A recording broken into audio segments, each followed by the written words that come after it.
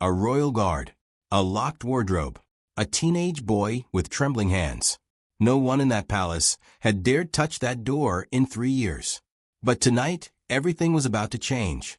The night was quiet, too quiet. Inside Clarence's house, the clocks had just struck 11. Most of the staff had gone to bed. The long hallways were empty, cold. The kind of cold that seeps into your bones and reminds you that old buildings hold old secrets. But one person was still awake. 16-year-old Gus, formerly known as Louis Arthur Lopez, grandson of Queen Camilla, stood at the far end of the East Corridor. He wasn't supposed to be there. He knew that. He had been told that. More than once. More than twice. His mother, Laura, had grabbed his arm just last Christmas and whispered, "Stay away from that wing, Gus. Some things are better left alone." He had nodded. He had smiled. He had promised. But promises are hard to keep when curiosity burns like fire in your chest. Gus had stumbled into this corridor by accident, or at least, that's what he told himself. He had been trying to find the back staircase. He had heard footsteps behind him all evening. That strange, heavy kind of footstep that doesn't quite sound like anyone you know. He had turned a corner. And then he saw it. The wardrobe. It sat at the very end of the corridor like it had been waiting for him. 3 feet wide, 6 feet tall. The gold handles caught the dim light and gleamed, almost like a warning. Or an invitation. The wax seal across the latch bore a mark he recognized immediately. The late Queen's personal crest. Queen Elizabeth II. Gus's hand moved toward it without thinking. And that's when the voice came. Sharp. Military. Unmistakable. Step away from that wardrobe. Right now. Gus spun around. Standing at the opposite end of the corridor, tall, broad-shouldered, dressed in full Royal Guard uniform, was a man he had never seen before. Dark eyes. A jaw like carved stone. A badge on his chest that didn't match any regiment Gus had ever studied in school. The man walked forward slowly, each step deliberate, each step heavy, with authority. "I said step away." Gus didn't move. The guard stopped 3 feet in front of him. He looked down at the boy with an expression that was impossible to read. Not angry, not cold, but deeply, painfully serious. "You have no idea what's inside that wardrobe," the guard said quietly. Gus swallowed hard. "Then, maybe," he whispered back, "it's time someone found out." This guard was no ordinary palace employee. He knew things. Dark things. Things that had been buried the moment the Queen took her last breath. And now he was standing between a teenage boy and the truth. The guard's name was Thomas Reeve. Gus didn't know that yet. But he would. Reeve had served the late Queen Elizabeth for 11 years. Not as a ceremonial guard. Not as a public-facing officer. He worked in the shadows. Private security. The kind that never appears in photographs. The kind that signs documents with initials, not full names. He had been reassigned after the Queen died. Reassigned, but never truly let go. "She trusted you with something," Gus said suddenly. Reeve's eyes narrowed. "What did you just say?" "Your badge," Gus pointed. "The scratched number. The non-standard uniform. You're not assigned here officially, are you?" Reeve said nothing. But silence in a royal palace is always an answer. "She left instructions," Reeve finally said. His voice low, almost broken. "About that wardrobe. About what's inside it. And about who was and was not allowed to open it." Gus stepped closer. "And who was allowed?" Reeve looked at him for a long, painful moment. "Not Camilla," he whispered. "Never Camilla. Someone had given orders. Secret orders. Orders that came not from the king, but from Camilla herself. And those orders had one purpose. Make sure that wardrobe was never ever opened. 3 hours before Gus wandered into that corridor, Camilla had made a phone call. Not through official palace channels. Not through her secretary. Through a private mobile phone. The kind that doesn't appear on any royal inventory list.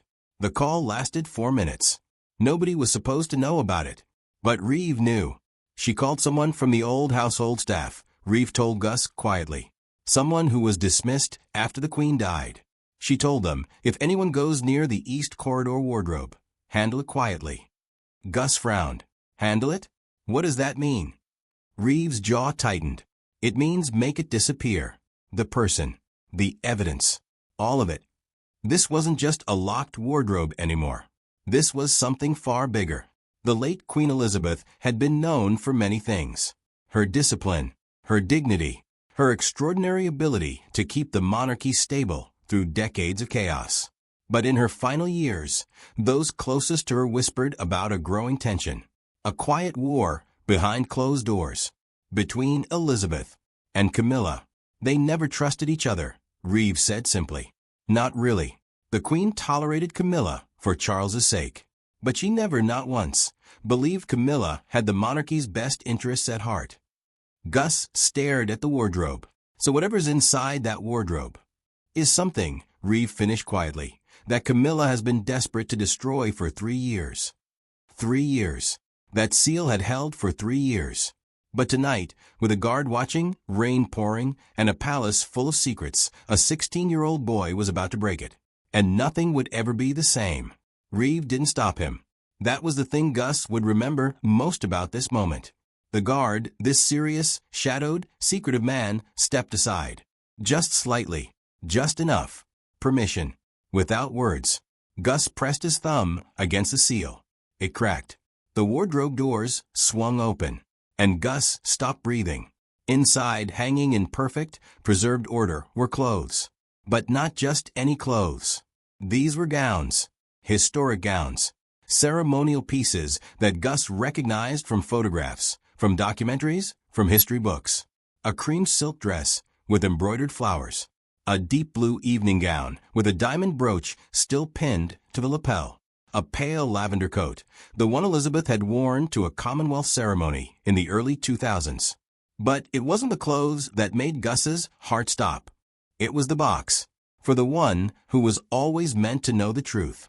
She wrote that herself, Reeve said from behind him, his voice thick, emotional for the first time. 6 weeks before she died. Gus reached down slowly. His fingers closed around the box. It was lighter than he expected. But the weight of what it represented, that was almost unbearable. He looked up at Reeve. Who was it meant for? Reeve was quiet for a long moment. His eyes moved from the box to Gus's face and back again. We always assumed it was for the king, he said carefully. But Charles was never guided here. Never told about this corridor. Never pointed toward this wardrobe. Then who? Gus pressed. Reeve exhaled slowly. Someone young, he said. Someone not yet corrupted by the crown. Someone who would know what to do with the truth rather than bury it. Inside that box was not gold, not jewels, not money.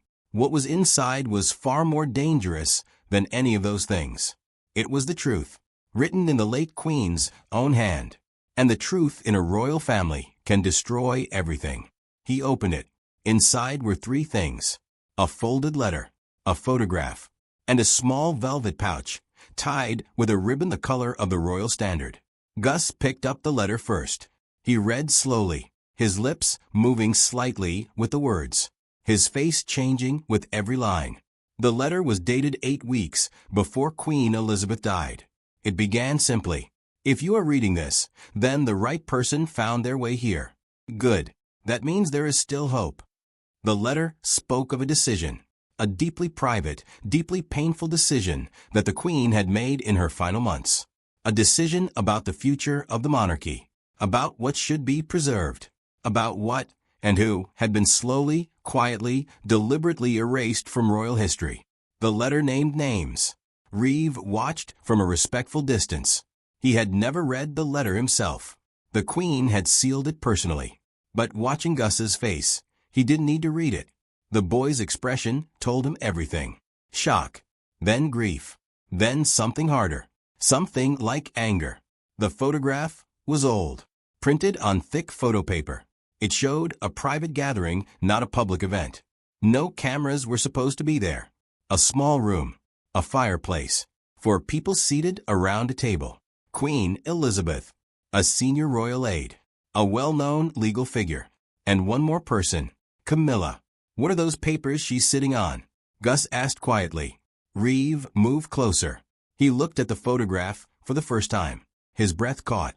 Those, he said slowly, are the original amendment documents. The ones that were supposed to protect certain royal family members from being removed from the line of succession. Gus looked up sharply. Supposed to. They were never filed, Reeves said, his voice tight. They disappeared the same week that photograph was taken. A single key, old brass, engraved with 2 letters. E.R. Elizabeth Regina. What does this key open? Gus whispered. Reeves stared at it. And for the first time all night, genuine fear crossed his face. A second location, he said quietly. One that Camilla doesn't know exists. There was a name in that letter. One name. Written carefully. Underlined twice. A name that had been quietly scrubbed from royal records, removed from official portraits, and whispered about in palace corridors for years. Tonight, that name came back. He read the name out loud, softly, almost to himself. Reeve closed his eyes the moment he heard it, like he had been waiting years for someone to finally say it again. The name in the letter belonged to a woman, not a princess, not a duchess. Something quieter than that. Something more dangerous than that. A private secretary. One of the most trusted members of the late Queen's inner circle. A woman named Margaret Ellison, who had served Elizabeth faithfully for over 20 years. Who had been present at some of the most sensitive royal decisions in modern history. Who had witnessed things that powerful people desperately needed to stay hidden. And who had vanished from public life almost overnight, just 4 months before the Queen died. I remember her, Gus said quietly. Mum mentioned her once. Said she left the household suddenly. Nobody explained why. She didn't leave, Reeve said firmly. She was pushed out. Strategically. Carefully. With enough pressure applied in enough quiet places that she had no choice but to disappear. Camilla. Reeve nodded slowly. Margaret had seen the documents. The amendment papers. She knew what had been stolen. And she was building a case. So the Queen wrote her name in this letter, Gus said. Why?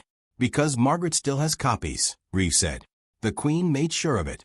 Before Margaret was forced out, Elizabeth gave her everything she needed to one day finish what was started.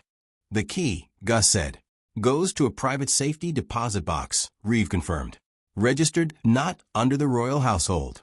Not under any official name. Registered under Margaret Ellison's mother's maiden name. She's been waiting, Gus said softly. Margaret. All this time. She's been waiting for someone to find this. Waiting for the right someone, Reeve corrected quietly. The rain outside was not letting up. The palace was still asleep. But inside this corridor, inside this moment, something irreversible had already begun. They had spent too long in that corridor. Too long with the box. Too long with the letter. Because somewhere deeper inside the palace, a light had switched on. Footsteps were moving. And they were moving fast. Reeve heard it first. His head snapped up. His entire body shifted. The relaxed, confiding man of the last few minutes vanished instantly. The soldier returned. We need to move, he said sharply. Now. Gus clutched the box against his chest. Move where? Not through the main corridor. Reeve was already walking. Fast. Gesturing for Gus to follow. There's a service staircase at the back of this wing. Old. Not on any modern floor plan. The Queen showed it to me, personally years ago. Gus glanced back once. He would never forget the sight of that open wardrobe. 3 years of silence disturbed in one night. The late Queen's most private possessions exposed to the cold corridor air for the first time since her death. It felt sacred and terrifying, both at once. Who is it? Gus whispered as they moved. Who's coming? Reeve didn't answer immediately. He stopped at what looked like a solid wall panel. Pressed 3 specific points in quick succession. The panel clicked. Swung inward. A narrow staircase behind it. Dark. Smelling of dust and old stone. Camilla keeps a night aide on duty, Reeve said quietly. Someone whose only job is to monitor this wing. I should have remembered that. You said Camilla doesn't know about the second location. The safety deposit box. She doesn't, Reeve confirmed. But she knows about this wardrobe. She's known about it for 3 years, Reeve said grimly. She just couldn't touch it. The seal was the Queen's personal mark. Breaking it without cause would have raised too many questions. Too much suspicion. So she waited, Gus said slowly, for someone else to break it first. And now that it's broken, Reeves said carefully, she has every reason to come and take what's inside. Legally, quietly, and permanently. Gus tightened his grip on the box. Then we can't let her get here first. Reeve looked at the boy, really looked at him, and something in his expression, something guarded and professional and carefully maintained for 11 years, finally softened. No, he said quietly. We cannot. This is where royal stories usually end. With silence. With secrets reburied. With powerful people winning again. But not tonight. Tonight, a teenage boy, a loyal guard, and a dead queen's final wish were about to make sure the truth survived. They didn't stop moving. The staircase emptied into a small basement room. Stone-floored. Low-ceilinged. Shelves of old household records lining every wall. Decades of royal paperwork. Forgotten invoices. Archived correspondence. The kind of room that nobody visits anymore. Reeve pulled out his phone. Typed a single message. Sent it. Who did you just contact? Gus asked. Margaret Ellison, Reeve said simply. Gus stared. You know where she is? I have always known where she is, Reeve said. The Queen asked me to watch over her. From a distance. Quietly. In case this day ever came. This was her final act of protection. Not for the crown. Not for the institution. For the truth itself. She chose this corridor, Gus said quietly. She chose this wardrobe. She chose to seal it with her own crest. She knew someone would eventually come looking. She knew Camilla would never stop, Reeve agreed. So she built something Camilla couldn't dismantle. A chain of people. A chain of trust. Each one holding one piece. And I'm the last piece, Gus said. Not a question. A realization. Margaret is ready, he said. She's been ready for 3 years. The moment she receives that key, she can file everything. The stolen documents. The amendment papers. The evidence of what was taken and who took it. It goes public? Gus asked. It goes to the right people first, Reeve said carefully. Legal channels. Proper authorities. People the Queen herself identified and trusted. After that, he paused. The public will know what they deserve to know. But down here, in this quiet, forgotten basement room, 2 people stood completely still. Calm inside the storm. Gus looked down at the box one final time. He thought about his grandmother. About Camilla's careful smiles and perfectly chosen words. About the way power operates in places like this, not with shouting or violence, but with silence. With erasure. With the slow, patient removal of inconvenient truths. He thought about Queen Elizabeth. A woman he had never met personally. A woman who had died before he was old enough to truly understand who she was, but who had, somehow, reached across 3 years of silence and found him, trusted him. A boy who had no crown, no title, no official standing in the royal hierarchy, just curiosity and courage, and the willingness to open a door everyone else had walked past. Make sure it gets to her, Gus said. Reeve took the box, held it with both hands. Like it was precious. Because it was. She would have been proud of you, Reeve said quietly. The Queen. She would have been genuinely proud. The legacy of Queen Elizabeth II could not be stolen. It could not be locked away. It could not be erased or amended or quietly buried beneath 3 years of careful silence. Because she had planned for all of that. She had planned for Camilla. She had planned for the night aid and the sealed corridor and the people who would come running when the wax broke. She had even, somehow, planned for a 16-year-old boy who couldn't sleep, who took a wrong turn, who found himself standing in front of a wardrobe that was never truly locked at all. It was waiting. For him. Some secrets are buried to protect the powerful. Some secrets are buried to protect the truth. Queen Elizabeth knew the difference. And she made sure in the end that the truth would find its way home.